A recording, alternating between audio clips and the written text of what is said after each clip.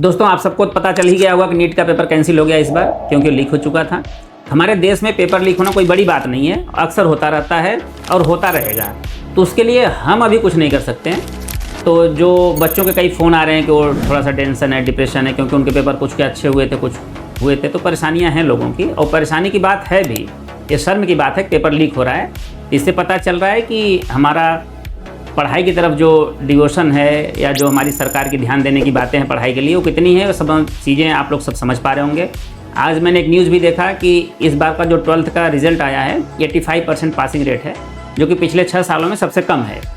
ये दिखाता है कि हमारा बजट, हमारा गवर्नमेंट या हमारी चीज़ें कितनी बच्चों की पढ़ाई के लिए समर्पित हैं।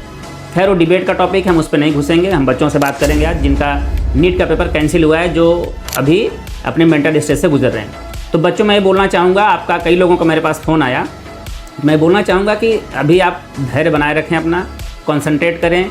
जो चीज़ें हुई हैं वो तो पास्ट था, हो गया है। जिसको उसके लिए जिस चीज़ को करना है उसका क्या सोल्यूशन है, क्यों हुआ, कैसे लीक हुआ, वो सब करने वाले लोग कर रहे हैं। आप लोग अपने पढ़ाई पे फोकस करिए।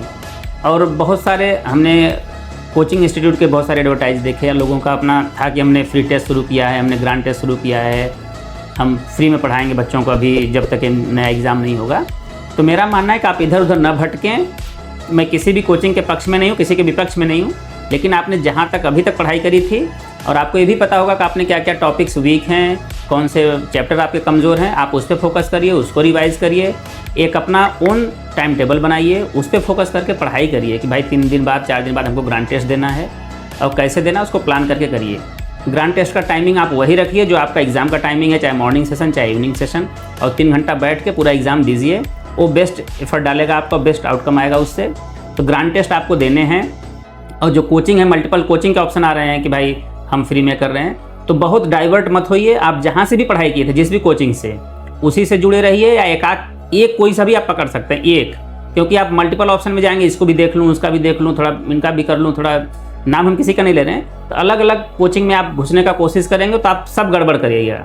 तो कोशिश करिए जहाँ आप पहले पढ़ रहे थे, आपको अपना वीक पॉइंट आपको पता है, हमको नहीं पता है, इवन टीचर्स को भी नहीं पता होगा। तो यू नो कि what is your weak point और किस चीज़ पे आपका स्ट्रॉन्ग कमिटमेंट है, तो उस पर आप फोकस करिए, उसको पढ़ाई करिए।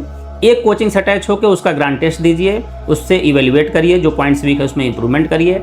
1 से 1.5 महीने बाद लगभग एग्जाम होंगे, तब तक आप फिर से तैयार हो जाइए पढ़ाई के लिए और अच्छा रिजल्ट आएगा आपका। तो धैर्य बनाए रखिए, बहुत घबराना नहीं है, चिंता की बात है, बट आप धैर्य बना के काम करिए, कॉन्सनट्रेट रहिए और जल्द से जल्द पढ़ाई पे तुरंत शुरू करिए, उसमें डिले मत करिए, नहीं तो आपका फ्लो बनाने में समय लगेगा।